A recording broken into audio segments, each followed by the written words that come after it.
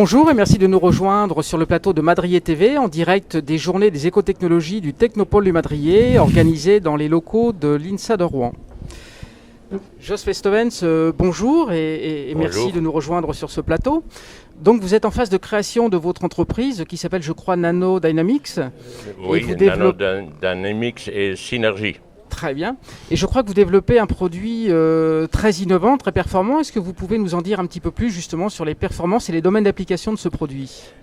Effectivement, on travaille sur un produit qu'on peut utiliser dans les bâtiments, dans l'industrie, un peu partout où on veut gagner et faire des économies en énergie.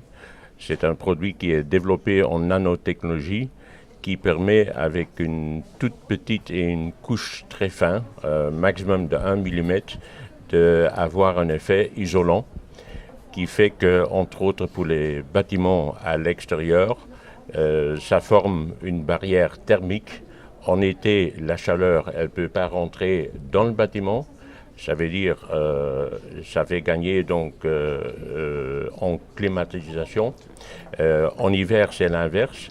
La chaleur qui est à l'intérieur, qui essaye d'échapper par ce qu'on appelle les petits ponts thermiques, elle ne peut pas échapper parce que la peinture, elle forme une barrière thermique en restant qu'elle est imperméable et qu'elle laisse en même temps respirer encore le bâtiment.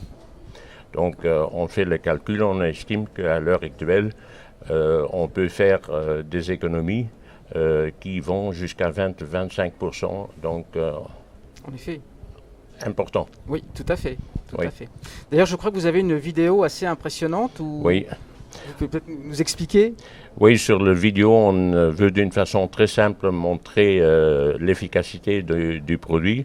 On prend une plaque chauffante, un côté on met le produit, l'autre côté on ne met pas, et on chauffe la plaque chauffante jusqu'à 190 degrés.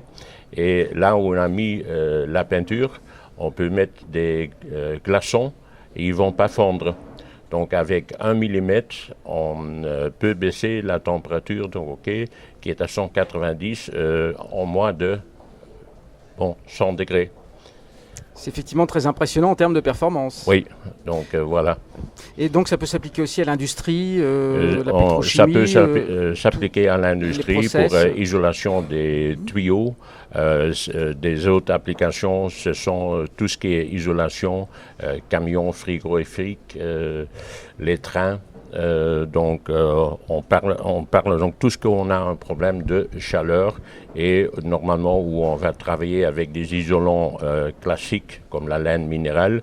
Avec la laine minérale, donc on a le problème que 1% d'humidité, parce que la laine minérale, il y a beaucoup d'air dedans, et 1% d'humidité fait baisser l'efficacité de la laine de roche, comme on dit, avec 30%. En dehors de ça, dans l'industrie, on utilise la laine de roche. Avec l'humidité qui se crée dans la laine de roche, ça va attaquer l'acier des tuyaux qui est en dessous et on a le fameux problème de corrosion sous isolation qui coûte mondialement des billions par an. Et qui oblige parfois à remplacer des structures. Voilà, donc à ce moment-là, on va effectivement faire que la longévité des produits et surtout pas mal de frais de maintenance en moins. Donc finalement, votre produit permet à la fois une forte réduction de l'impact environnemental dans le domaine du bâtiment, mais aussi des économies très importantes au niveau industriel. Voilà, c'est ça, c'est un produit sur base de l'eau, donc parce qu'on n'oublie pas donc qu'il faut faire quelque chose pour le CO2. Absolument. Donc c'est un peu le sujet sur lequel on a travaillé surtout. Très bien. Et donc, dans votre parcours de créateur d'entreprise, est-ce que vous avez ressenti des difficultés particulières ? Et sur cet événement, est-ce que vous avez pu rencontrer des structures qui accompagnent justement les créateurs, tels que Scénarii ou le réseau des pépinières ? C'est-à-dire, oui, en création, c'est pas facile. Donc j'ai rencontré aussi des problèmes et bon, je vais pas le citer, mais les organismes officiels donc nous a pas faciliter les tâches parce que le tout est réglementé en France et c'est pas facile. Et je dois dire, j'étais déjà en contact avec le scénario un certain temps, mais je suis venu ici pour la première fois et je suis vraiment bluffé par l'importance et surtout donc le support que j'ai rencontré ici, des gens qui sont ouverts à parler. C'est pas comme dans un organisme officiel où on bloque un peu les portes. Ici, c'est l'ouverture totale et tout le monde est très très coopérant. C'est effectivement l'objet de ce type de manifestation, d'être un véritable carrefour de rencontres. On peut rencontrer plein de personnes et évoquer des projets, trouver des idées, Oui. des partenariats. C'est vraiment Oui. l'objectif. Et donc pour vous, c'est l'objectif est atteint en fait. L'objectif était atteint déjà avant la fin de la première journée. Très bien, bah, écoutez, c'est une excellente Donc nouvelle. j'ai rencontré des gens hier, qui ont dit donc voilà vos produits, ça nous intéresse et j'ai appris des choses que je ne savais pas ici, qu'entre autres des grandes structures comme Total, Veolia, et ils ont des structures spéciales pour les startups, pour les accompagner Oui, et surtout pour les guider. Parce que c'est un problème quand on veut rentrer dans une maison comme Total, c'est un institut, avant qu'on a détecté le bon interlocuteur. Absolument. Et ça, hier, j'ai trouvé déjà des gens qui vont nous aider. C'est très très bien, c'est l'opportunité. Effectivement, Oui. Hier soir, nous avons reçu Madame Nathalie Collignon d'Areva, justement, qui Oui. est chargée de promouvoir un portail où les PME peuvent quelque part frapper à la porte pour avoir des contacts chez Areva, trouver les bons interlocuteurs pour proposer des solutions innovantes ou répondre parfois aussi à des besoins des donneurs d'ordre Oui. qui parfois ont des besoins très très spécifiques et qui peuvent ainsi trouver des partenaires. Oui.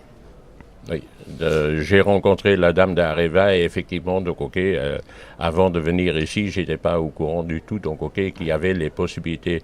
Maintenant que j'ai compris, donc je l'ai rencontrée encore hier soir, elle me dit donc avec vos produits, il y a certainement des choses qu'on va pouvoir utiliser chez Areva.